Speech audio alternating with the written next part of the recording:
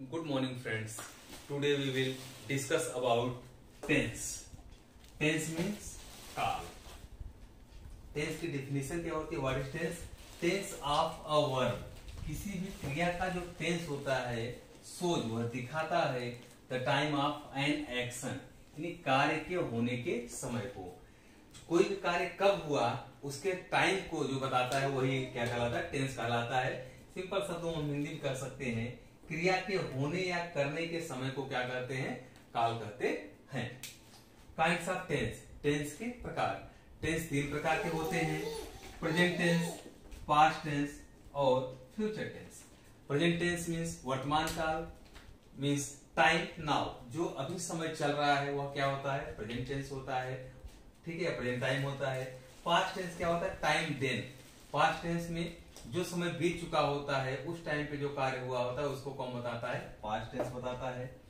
Time future tense, time to come. Future tense क्या होता है? जो समय आने वाला है, मीन्स आने वाले समय में जो कार्य होगा उसको कौन बताता है? फ्यूचर टेंस बताता है. अब आते हैं, देखते हैं इसकी पहचान क्या है. इसकी पहचान क्या है? अगर हिंदी के वाक्यों की हम पहचान देखें तो अगर किसी भी हिंदी वाक्य के अंत में ह से संबंधित कोई वर्ड आए, जैसे है, हूं, हो, है, इस तरीके से कोई वर्ड आते हैं. एग्जाम्पल के तौर से मैं जा रहा हूं, वे जा रहे हैं, तो यह क्या कहलाता है? प्रेजेंट टेंस कहलाता है या प्रेजेंट टेंस के वाक्य कहलाते हैं. अब देखते हैं फ्यूचर. फ्यूचर में यानी ग से रिलेटेड कोई वर्ड आता है. अगर ग से रिलेटेड कोई वर्ड आए, जैसे गा, गी, गे, यानी जैसे वह जा रहा होगा, वह जाएगी, वे जाएंगे, तो ये क्या हो जाता है? फ्यूचर से फ्यूचर टेंस के ये वाक्य कहलाते हैं. अब आते हैं पास्ट पे. आप देखते होंगे पास्ट में जनरली हमें मिलता है था, यानी था से रिलेटेड वर्ड था, थी, थे. तो कुछ तो पास्ट के वाक्य में ऐसे मिलते हैं, भूतकाल के वाक्य में ऐसे मिलते हैं जिनके लास्ट में था से रिलेटेड वर्ड हो. लेकिन कुछ वाक्य पास्ट के हमें ऐसे मिलते हैं जो जिसमें कुछ और भी वर्ड आते हैं.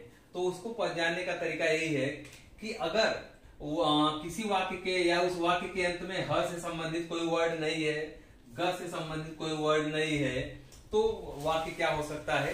पास्ट टेंस का वाक्य हो सकता है. फर्दर दीज सेंटेंसेस, आगे ये तीन सेंटेंस जो होते हैं, यानी ये जो तीन टेंस होते हैं, ये आगे चल के चार भागों में डिवाइड हो जाते हैं. जैसे इंडेफिनिट, कॉन्टिन्यूअस, परफेक्ट और परफेक्ट कॉन्टिन्यूअस. अब देखेंगे जैसे प्रेजेंट में देखा जाएगा तो present indefinite, present continuous, present perfect और प्रेजेंट परफेक्ट कॉन्टिन्यूअस होते हैं. यानी ये चारों जो हमारे जो तीनों टेंस हैं ये कितने भागों में बढ़ जाते हैं? चार भागों में बढ़ जाते हैं. इस तरीके से अगर पास्ट के लिए देखा जाए तो पास्ट में भी ये चार भाग होते हैं. पास्ट टेंस के भी चार भाग होते हैं, यानी past indefinite, past continuous, past perfect और पास्ट परफेक्ट कॉन्टिन्यूअस. इसी तरीके से फ्यूचर के भी चार भाग होते हैं, फ्यूचर टेंस के भी चार भाग होते हैं. कौन कौन से हो जाते हैं? यही रहेंगे: future indefinite, future continuous, future perfect और फ्यूचर परफेक्ट कॉन्टिन्यूअस. ठीक है बच्चों, तो फिर हम देखते हैं इसमें कि किसी भी वाक्य को हम देखकर कैसे पहचानेंगे कि वह कॉन्टिन्यूअस है कि परफेक्ट है कि परफेक्ट कॉन्टिन्यूअस है या इंडेफिनिट है. तो इसके लिए हम देखते हैं कि अगर कोई कार्य, सबसे पहले हम कॉन्टिन्यूअस को देखते हैं. कॉन्टिन्यूअस में देखेंगे अगर कोई कार्य जारी है, कोई कार्य कंटिन्यू चल रहा है, तो वह क्या होता है? कॉन्टिन्यूअस होता है, यानी कोई कार्य जारी है, वर्क इन प्रोग्रेस. कार्य अगर जारी है तो कॉन्टिन्यूअस होगा. जैसे अगर प्रेजेंट कॉन्टिन्यूअस की बात करें तो यानी प्रेजेंट में कार्य अगर जारी है तो वह प्रेजेंट कॉन्टिन्यूअस हो जाएगा. जैसे मैं जा रहा हूं, वह जा रही है, वे जा रहे हैं. ठीक है. अगर कार्य कंप्लीट हो गया, परफेक्ट में हम देखते हैं अगर कार्य पूर्ण हो गया है, कंप्लीट हो गया है, तो वह परफेक्ट होता है. जैसे प्रेजेंट के साथ अगर हम देखते हैं तो प्रेजेंट में अगर कार्य कंप्लीट हो गया है तो वह प्रेजेंट परफेक्ट होगा. जैसे वह जा चुका है, वे जा चुके हैं.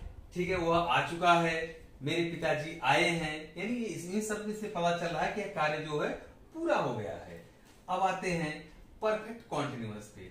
परफेक्ट कॉन्टिन्यूअस के लिए पहचानने का क्या है, इसमें दो चीजें हमें देखनी होती हैं। जैसे नाम में दो वर्ड है, परफेक्ट और कॉन्टिन्यूअस।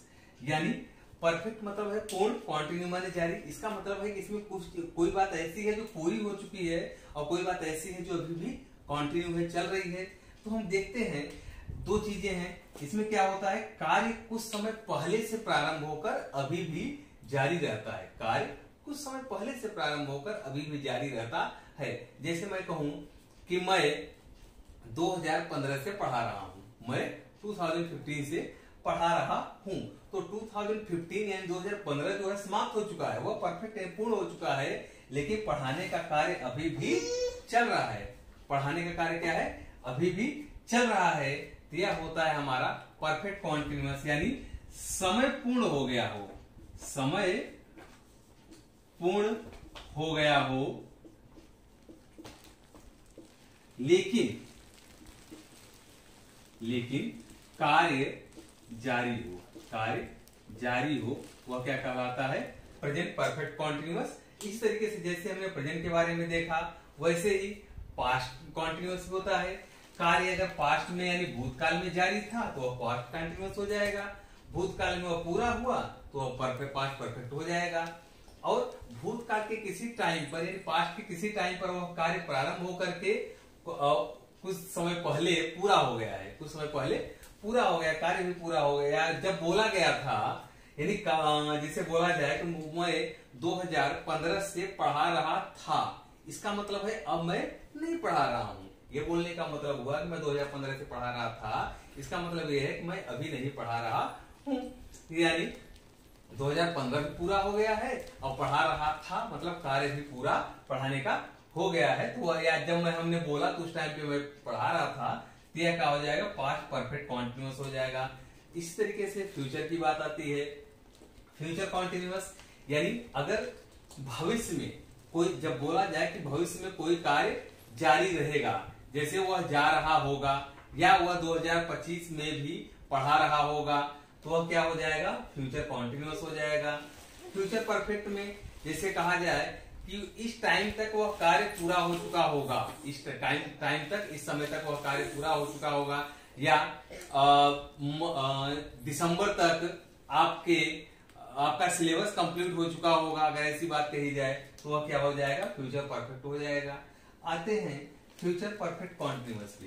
फ्यूचर परफेक्ट कॉन्टिन्यूअस में इसमें भी वही बात है कि समय दिया रहेगा और आगे कार्य भी जारी रहेगा। तो यह भी आपका क्या हो जाएगा, फ्यूचर परफेक्ट कॉन्टिन्यूअस हो जाएगा।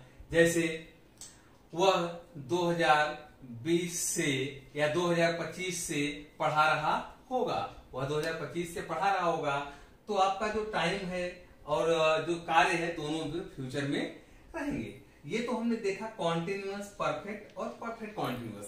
तो इन तीनों के अलावा जो कुछ भी बचेगा वह आपका किस में आएगा, इंडेफिनिट में आएगा। कहने का मतलब है कार्य अगर जारी ना हो, कार्य पूरा भी ना हुआ हो और परफेक्ट कॉन्टिन्यूअस यानी समय भी ना दिया हो और कार्य फ्यूचर कोई टाइम न दिया हो, ना ही कार्य चल रहा हो, तो वह आपका क्या कहलाता है, वो क्या कहा जाएगा, यानी उसके वाक्य क्या कहे जाएंगे, वो इंडेफिनिट के वाक्य कहे जाएंगे। चाहे तो प्रेजेंट इंडेफिनिट के हों, या तो पास्ट इंडेफिनिट के होंगे, या तो फ्यूचर इंडेफिनिट के होंगे।